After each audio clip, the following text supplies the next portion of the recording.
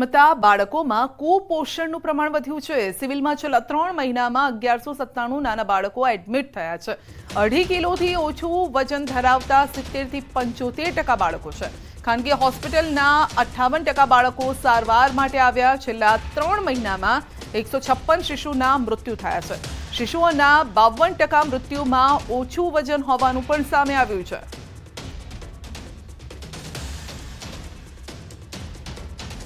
નાના બાળકો આવી બધી તકલીફ સાથે civil hospital tertiary care centre હોવાથી અહીંયા લાવવામાં આવે છે ને છેલ્લા 3 મહિનાની જો હું વાત કરીશ તો 1197 નાના તાજા જન્મેલા બાળકો સિવિલમાં દાખલ થયા છે અને આ જે 1197 છે એમાં અમારા ઇનબોર્ડ એટલે કે જેની ડિલિવરી અહીંયા થઈ હોય જે અહીંયા જન્મ લીધો હોય એવા બાળકો 53% છે અને 47% કિસ્સાની અંદર આ બધા બહારથી રિફર થયેલા છે જેમાં પ્રાઇવેટ હોસ્પિટલ ગણશું બીજી મેડિકલ કોલેજ ગણશું અને એવા બધા ઘણા બધા બાળકો ઘરેથી પણ આવ્યા છે કે એવી રીતે આ એક ટર્શરી કેર સેન્ટર હોવાથી એટલા બાળકો તો બહારથી અહીંયા ટ્રાન્સફર કરવામાં આવે છે।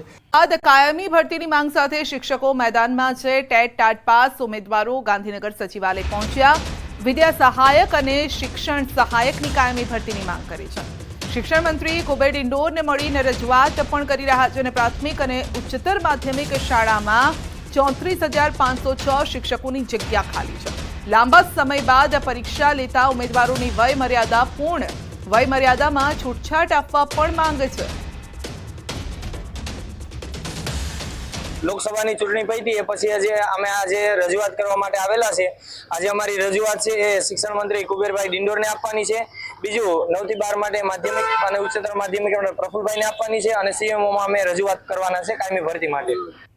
કાર્યવાહી સામે નારાજગી જોવા મળી રહી છે અને દોડધામ પણ મચી ગઈ। રાજકોટ શહેર ભાજપના આગેવાનો ગાંધીનગર પહોંચ્યા।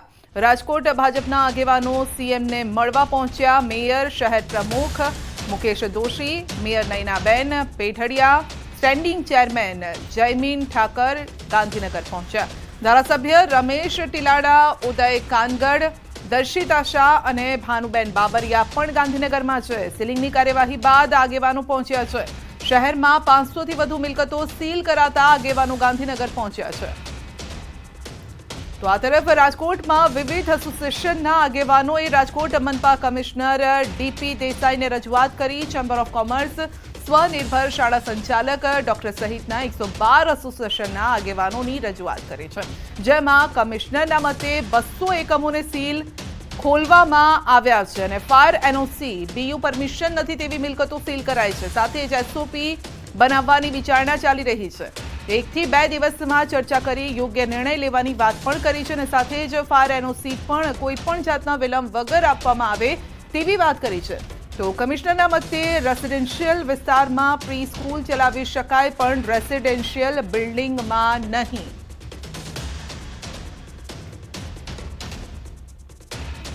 છેલ્લા અઠવાડિયાથી રાજકોટના તમામ વેપારીઓ, ઉદ્યોગકારો અને આમ પબ્લિક જે કંઈક હેરેસમેન્ટ છે, ખાસ કરીને સીલિંગની જે પોઝિશન પ્રક્રિયા છે એના અનુસંધાને ઘણા બધા વેપારીઓના કમ્પ્લેન હતી અને રાજકોટ ચેમ્બરે ગઈકાલે વિવિધ એસોસિએશન સાથે મિટિંગ કરી અને આજે મ્યુનિસિપલ કમિશનરશ્રીને આવેદનપત્ર પાઠવ્યું છે અને તમામ વેપારી લોકોને કે તમામ ઉદ્યોગકારોને કોઈ પણને મુશ્કેલી ન પડે, કારણ કે મોસ્ટ ઓફના આપણે પ્રશ્નો જોયા તો મુશ્કેલી સરકારી તરફથી વધારે છે। દ્વારકાના દરિયાકાંઠેથી ફરી ઝડપાયું છે બિનવારસી ચરસ। મોજબ કિનારેથી 850 ગ્રામ ચરસ મળી આવ્યું છે। દરિયા કિનારેથી 42 લાખનો ચરસનો જથ્થો ઝડપાયો છે।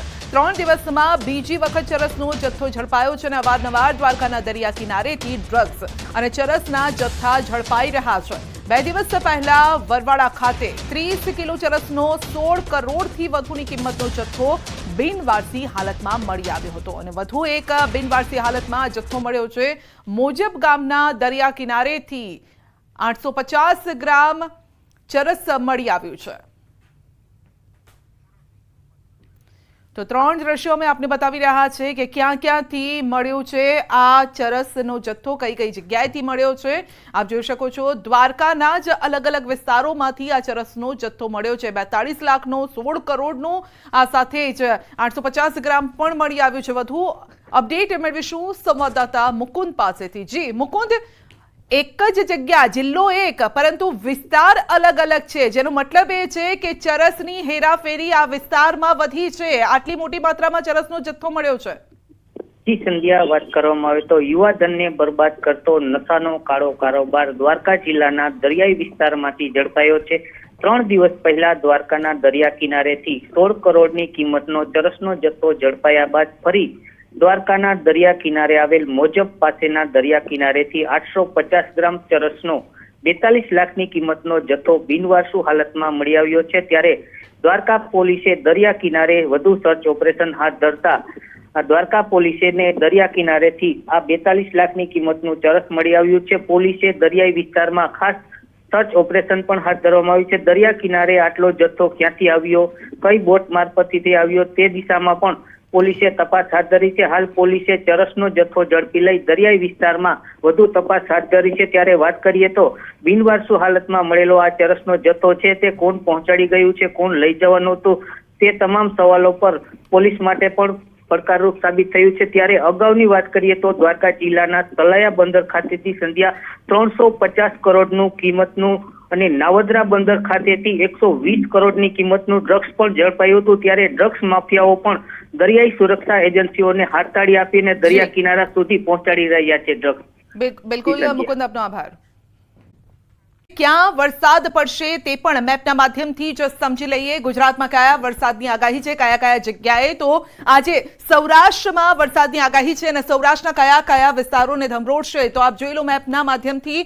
મોરબી, સુરેન્દ્રનગર, જામનગર, દેવભૂમિ દ્વારકા, પોરબંદર, રાજકોટ, બોટાદ, ભાવનગર, અમરેલી, જૂનાગઢ અને ગીર સોમનાથમાં વરસાદની આગાહી કરવામાં આવી છે. આ સાથે જ દક્ષિણ ગુજરાતના કયા વિસ્તારો છે જ્યાં વરસાદ થશે, કારણ કે ગુજરાતમાં વરસાદની એન્ટ્રી દક્ષિણ ગુજરાતથી જ થઈ છે. એટલે નૈઋત્યનું ચોમાસું અહીંયાથી બેઠું છે અને જોઈ શકો છો કે અહીંયા વલસાડ, ડાંગ, તાપી, નવસારી, સુરત, નર્મદા, ભરૂચ, વડોદરા અને પંચમહાલ એટલે મધ્ય ગુજરાતનો આ વિસ્તાર પણ આવી ગયો કે જ્યાં આજે વરસાદની આગાહી કરવામાં આવી છે.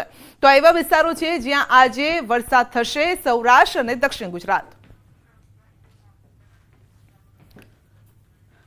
તો આજે દક્ષિણ ગુજરાત માટે આગાહી છે. આ સાથે જ આજે સૌરાષ્ટ્રના કેટલાક વિસ્તારો છે ત્યાં પણ વરસાદ થવાનો છે. તો એવા વિસ્તારો છે જ્યાં આજે ને આવતીકાલે વરસાદની આગાહી છે. તો વિધિવત રીતે ચોમાસાની એન્ટ્રી થઈ ગઈ છે ગુજરાતમાં. તો આ અંગે જ વધુ માહિતી મેળવીશું સહયોગી સિદ્ધાર્થ પાસેથી. સમાચાર છે, ચોમાસું ગુજરાતમાં આવી ગયું છે. શ્રી ગણેશ ચોમાસાના થઈ ગયા છે. સૌથી પહેલા મેં આપને જણાવ્યા કે અત્યારે નવસારી પહોંચી ગયું છે ચોમાસું અને મહત્વની વાત જે છે કે 15 તારીખ એક્સપેક્ટેડ ડેટ હતી, તેના બદલે 11 તારીખે ચોમાસાની વિધિવત રીતે ગુજરાતની અંદર એન્ટ્રી થઈ ગઈ છે. ચોમાસું આવી જવાને કારણે એ વાત સ્પષ્ટ છે કે 10 વર્ષમાં ત્રીજું સૌથી મહત્વની વાત એ છે કે ચોમાસાના શ્રી ગણેશ ગુજરાતમાં થઈ ગયા છે. ત્યારે નવસારી પહોંચ્યા હોવાના હમણાં સમાચાર મળ્યા, જેને 10 વર્ષમાં ત્રીજું સૌથી વહેલું ચોમાસું આવ્યું છે. જે તારીખ હતી તેનાથી પહેલા આવી ગયું છે. હવે ક્યાં ક્યાં ગતિવિધિ જોવા મળશે વરસાદની તે પણ અમે આપને જણાવી દઈએ. તો દ્રશ્યોની અંદર આપ જોઈ રહ્યા છો, આપને એ ઝૂમ ઇન કરીને પણ બતાવીશું કે કયા કયા વિસ્તારની અંદર પરિસ્થિતિ છે વરસાદને લઈને સાનુકૂળ જોવા મળશે. સૌથી પહેલા વાત કરીએ દક્ષિણ ગુજરાત, કારણ કે દક્ષિણ ગુજરાતના વિસ્તારો જે છે ત્યાં આગળ વરસાદ સ્વાભાવિક રીતે જ જોવા મળશે. વલસાડ સહિતના તમામ વિસ્તારો કે જ્યાં આગળ જોવા મળશે વરસાદ. આપને એ પણ જણાવી દઈએ કે જે વિસ્તારો જે છે સાઉથ ગુજરાતના, જેમ કે વલસાડને આપ જોઈ રહ્યા છો, તો વલસાડની અંદર વરસાદની સિચ્યુએશન જોવા મળશે. સિલવાસા એવું છે કે જ્યાં આગળ વરસાદ જોવા મળશે. એની સાથે સાથેના જે નજીકના વિસ્તારો છે, વ્યારામાં પણ સારો એવો વરસાદ જોવા મળી શકે છે. રાજપીપળામાં વરસાદ જોવા મળશે. આની સાથે એક તરફ જ્યારે આપણે વાત કરી રહ્યા છીએ કે દક્ષિણ ગુજરાતમાં ચોમાસું આવી ગયું છે, તો તેની સાથે સાથે સૌરાષ્ટ્રના દરિયા કિનારાના જે વિસ્તારો છે એ તમામ વિસ્તારોમાં પણ વરસાદની સત્તાવાર એન્ટ્રી જે છે થઈ ચૂકી છે. આ તરફ દાહોદમાં પણ વરસાદ જોવા મળી શકે છે. દાહોદમાં પણ વરસાદની જે સિસ્ટમ છે તે સક્રિય થઈ ગઈ છે. વધુ એક મહત્વની જાણકારી જે મળી રહી છે તે પ્રમાણે આગામી 3 થી 4 દિવસ સારો એવો વરસાદ સમગ્ર ગુજરાતની અંદર હશે.